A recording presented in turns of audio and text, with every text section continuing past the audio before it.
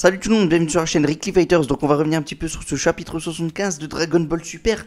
Un chapitre que j'attendais énormément, surtout qu'on a eu les spoils au fur et à mesure. Et je peux vous dire que la hype grimpait. Et là voici le chapitre au complet. Et alors, qu'en est-il maintenant une fois qu'on a lu l'intégralité de ce chapitre, les amis? Eh bien, j'ai presque envie de vous dire que ce chapitre, il était vraiment cool, il était vraiment séduisant. Moi, j'ai kiffé. J'espère que vous aussi, vous avez kiffé. Bon, après, on peut avoir la fin qui pose peut-être un petit problème pour certains.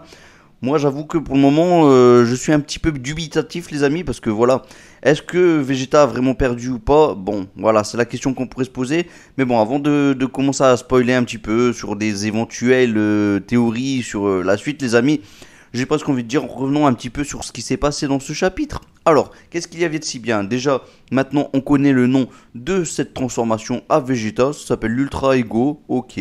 Bon, j'aurais peut-être donné un autre nom, mais bon, pourquoi pas. Allez, on va l'accepter. On a l'Ultra Instinct d'à côté. Maintenant, nous avons l'Ultra Ego. Donc voilà, ça passe. Et nous avons eu un combat plutôt épique, voilà, où Vegeta a pris le dessus largement sur Granola. Granola qui, rappelons-le, a battu Goku. Bon, on peut se poser des questions sur la défaite de Goku, mais bon, on va pas revenir là-dessus. Cette vidéo n'est pas là pour ça, les amis. Mais par contre, sur les prochains lives, là, on pourra en discuter bien plus, les amis. Et d'ailleurs, il y a un petit live de Je Fonce dès vendredi. Mais bon, continuons, les amis. Granola a fait tout ce qu'il pouvait. D'ailleurs, il a réussi à donner quelques coups à Vegeta. Mais bon, en vrai, Vegeta, il progressait de plus en plus. Voilà, plus on le frappe, plus le bonhomme devient encore plus puissant, les amis. Et oui, et rappelons quand même que Vegeta avait fait quelques petits serments quand même à Granola dans le chapitre précédent, le 74, et ça lui a permis d'avoir un power-up dans ce chapitre, les amis, puisqu'il a pu se remettre sur pied. Il a enlevé son petit casque, voilà, son petit truc qui lui sert d'œil, on va dire, qui lui servait aussi à communiquer avec Oatmeal. Il voulait plus communiquer avec, voilà, puisque maintenant il connaît la vérité de Vegeta, mais bon, quelque part, hein, il s'en moque, il veut quand même se venger des Saiyans, même si c'est pas eux les plus grands fautifs. Voilà, ça c'est Granola, dans sa bêtise, il est prêt à y aller jusqu'au bout des choses, il a pas sacrifié quelques années de sa vie pour rien, et il compte bien d'ailleurs tuer Frieza tôt ou tard, en tout cas c'est ce qu'il a prévu malgré tout. Et il y a aussi le gang de Elec, les amis, les gangs des Hitters, qui eux ne restent pas les mains dans les poches, ils recherchent les Dragon Ball, les amis. Bon, on en avait parlé, c'était sûr et certain, voilà, ça a été plus ou moins dit aussi dans les chapitres. Donc voilà, il compte réaliser son petit souhait, mais quel est donc ce souhait, les amis? Ça, c'est la question qu'on peut se poser aussi. Et donc Vegeta, revenons un peu là-dessus. Franchement, son combat était stylé, j'ai kiffé. Euh, les dessins étaient nickel, avec une belle petite forêt par-ci par-là. Granola qui lui, cette fois-ci maintenant, est en mode son pitié. Il a utilisé un petit peu les alentours, la ville qu'il y avait autour de lui. Voilà, cette petite civilisation, excusez-moi, qui appartenait quand même aux vrais céréaliens. Oui, le vrai peuple de ce petit Granola. Donc voilà, Vegeta monstrueux, et d'ailleurs on peut le voir dans l'image de derrière, les amis, qui a réussi à transpercer ce bouclier qui appartient quand même à Granola. Ça c'était dingue, avec cette grosse boule de la destruction de Vegeta qui était vraiment stylée, c'était vraiment de toute beauté. Bon, ça peut rappeler quelques petits passages de Dragon Ball GT, en tout cas, voilà, avec Baby qui nous lance une grosse boule avec ses deux mains comme ça rappelle aussi un petit peu la posture du Genki Dama, les amis. Donc voilà, franchement c'est beau, c'était bien réalisé, franchement Toyotaro a fait vraiment du travail remarquable. Et puis sur le scénario c'était plutôt vraiment pas mal. Voilà, on a aussi vu Moneito de son côté qui s'inquiétait aussi pour Granola, donc et Goku aussi. Là c'est la petite bémol, les amis, le petit Goku qui se relève, voilà, ça c'était fait dans le chapitre précédent, mais là il s'est guéri, les amis. Mais d'où il nous sort ça? Voilà, c'est pas le genre à Goku de se guérir, voilà, c'est pas le genre de technique que j'aurais donné à Goku, et là il est capable de se guérir.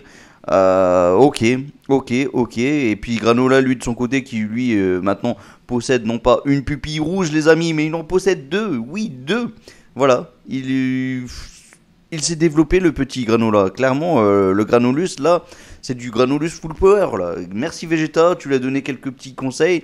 Et maintenant, ben, c'est chaud pour toi, c'est chaud. Mais bon.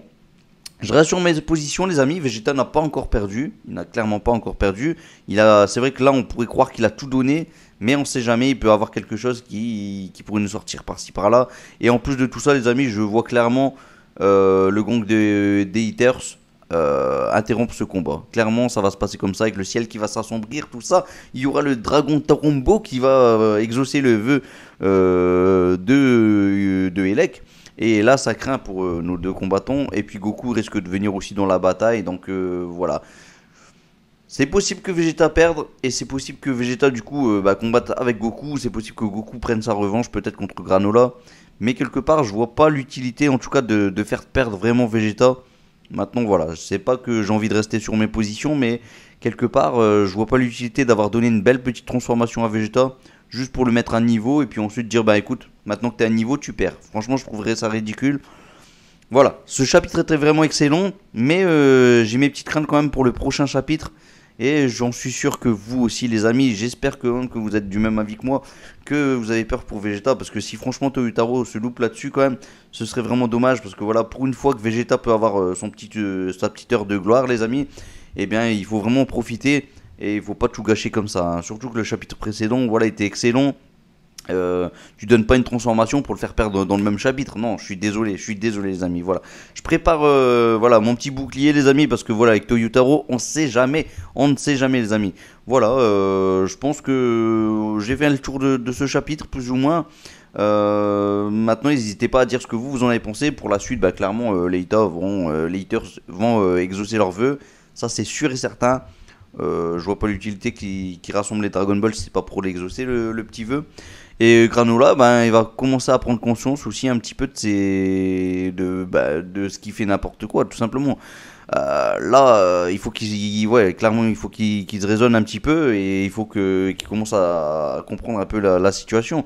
Il se fait manipuler, le pauvre. Donc voilà, ressaisis-toi, mon petit Granola, et je pense que dans le prochain chapitre, c'est ce qui va lui arriver. Le combat va continuer, mais là, cette fois-ci, ça va être Granola qui va prendre le dessus.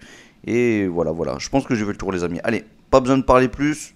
À vous de dire tout ce que vous pensez en commentaire. Et puis on se retrouve pour le prochain chapitre, les amis. Oui.